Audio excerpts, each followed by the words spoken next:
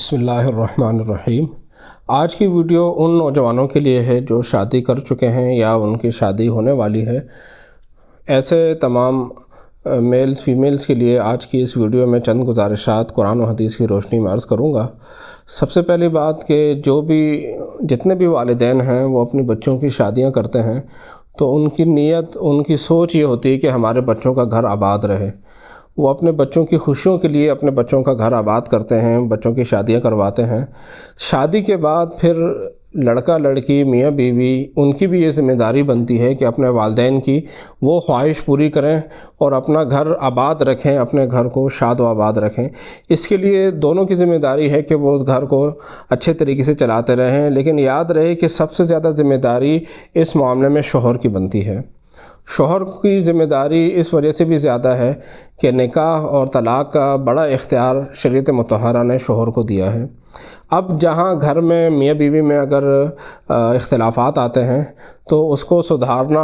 ان معاملات کو سنبھالنا یہ شوہر کی ذمہ داری ہے۔ بہت سے نوجوان ایسے ہوتے ہیں کہ وہ شادی کے بعد چھوٹی چھوٹی باتوں پر طلاق کا ارادہ کرتے ہیں، طلاق کے لفظ زبان پر لے آتے ہیں۔ بیوی کو دھمکی کے لیے بھی طلاق کی دھمکی دیتے ہیں، بیوی کو کسی کام سے منع کرنے کے لیے بھی طلاق کی دھمکی دیتے ہیں کہ یہ کام کیا تو میں طلاق دے دوں گا۔ تو یاد رکھیے یہ غلط طرز عمل ہے۔ اسلام نے طلاق کا اختیار شوہر کو دیا ہے، لیکن اس کے ساتھ ساتھ اس کی ذمہ داری یہ ذمہ داری بھی ہے کہ وہ طلاق کا صحیح استعمال کرے گا، غلط استعمال سے اپنے آپ کو بچائے گا۔ اسلام نے جو طلاق کا اختیار شوہر کو دیا ہے تو اس حساب سے اس پر پابندی بھی زیادہ رکھی ہے کہ طلاق کا استعمال صرف صحیح جگہ کرے گا۔ جہاں طلاق کا حق استعمال کرنے کی اجازت ہے وہیں استعمال کرے گا۔ صرف غصے میں آ کر، جذبات میں آ کر غصے کی حالت میں طلاق نہیں دے گا، بلکہ جیسے نکاح اور یہ رشتہ طے ہونے کے لیے خاندان کے بڑے بار بار گئے تھے، آپس میں بیٹھے تھے، بڑوں کے مشورے کے بعد یہ رشتہ طے ہوا تھا، تو اسی طریقے سے خدا نخواستہ اگر اس رشتے کو ختم کرنا ہے تو اس میں بھی بڑوں کو بیٹھنا ہوگا، خاندان کے بزرگوں کو سامنے آ کر بیٹھنا ہوگا اور دونوں فریقین کا موقف سن کر پتہ لگانا ہوگا کہ غلطی کس کی ہے۔ جس کی غلطی ہو اس کو سمجھا کر وہ معاملہ ختم کر کے گھر کو بچانا ہوگا۔ ہمارے نوجوان غصے میں آ کر، جذبات میں کھیل کر اپنے اس رشتے کو توڑ بیٹھتے ہیں، اس کے بعد پھر بڑوں کو خبر ہوتی ہے، پھر وہ کوشش کرتے ہیں کہ کسی طریقے سے گھر بچا لیا جائے، لیکن وہ شوہر ساری کشتیاں جلا کر آیا ہوتا ہے، کوئی راستہ اس نے خود چھوڑا نہیں ہوتا، تو پھر دوبارہ ان کا آپس میں نباہ مشکل ہوتا ہے۔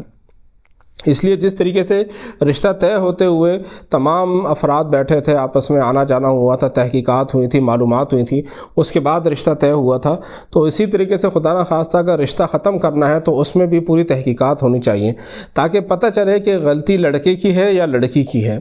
تاکہ مستقبل میں لوگوں کو پتہ ہو کہ اگر یہ رشتہ ٹوٹا ہے تو اس میں لڑکا قصوروار تھا، لڑکی بے قصور تھی، لڑکی کی غلطی نہیں تھی، یا لڑکی کی غلطی تھی، لڑکا بے قصور تھا، لڑکے کا کوئی قصور نہیں تھا اس میں۔ تو آگے کی زندگی میں، مستقبل میں پھر نیا رشتہ بناتے وقت، چاہے وہ لڑکا نیا رشتہ طے کرے یا لڑکی نیا جگہ رشتہ ہو، تو ان کو پھر اپنے ماضی سے کوئی مسائل نہ ہوں، لوگوں کو پتہ ہو، خاندان والوں کو پتہ ہو کہ یہاں پہ غلطی کس کی تھی۔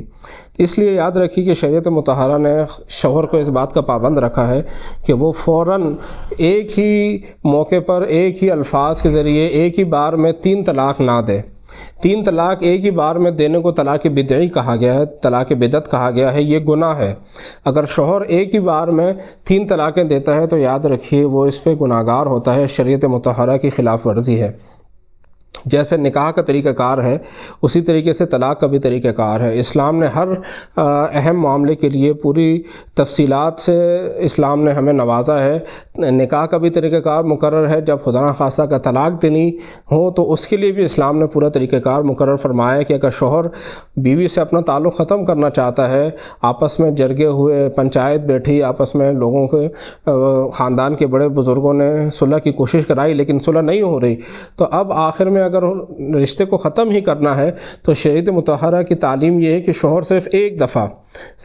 دفعہ طلاق کا لفظ استعمال کرے گا، طلاق کا لفظ صرف ایک دفعہ استعمال کر کے بیوی کو چھوڑ دے گا، اور اس کے بعد پھر اگر وہ نباہ نہ ہو سکے تو بیوی عدت کے بعد اس کے نکاح سے نکل جائے گی۔ اگر واپس آنا چاہیں تو واپسی کا راستہ بھی کھلا ہوگا۔ تو یاد رکھیے واپسی کا راستہ شوہر نے خود کھلا رکھنا ہے. اگر واپسی کا راستہ نہیں رکھنا چاہتا تب بھی ایک طلاق سے اس کا نکاح مکمل طور پر عدت کے بعد ختم ہو جائے گا. تو اگر میری بہنیں کہیں ایسے گھر میں ان کی شادی ہو چکی ہے کہ شوہر خدا نخواستہ ان کو چھوڑنے والا ہے، وہ چاہتی ہیں کہ ہمارا گھر آباد رہے، یا کسی گھر میں کسی شوہر کے ساتھ بیوی ایسے حالات تک پہنچ چکی ہے، بیوی اس سے نباہ نہیں کرنا چاہ رہی، تو اللہ کریم کا نام نامی اسم گرامی یا رؤوف یا ودود، یا رؤوف یا ودود 100 بار روزانہ اگر میاں چاہتا ہے کہ گھر آباد رہے تو میاں پڑھے، اگر بیوی چاہتی ہے کہ میرا گھر آباد رہے، طلاق نہ ہو، تو بیوی یا رؤوف یا ودود 100 بار پڑھ کر دعا کرے اللہ کریم کی بارگاہ میں. انشاءاللہ العزیز شوہر یا بیوی وہ اپنے طلاق کے مطالبے یا طلاق دینے سے انشاءاللہ رک جائیں گے.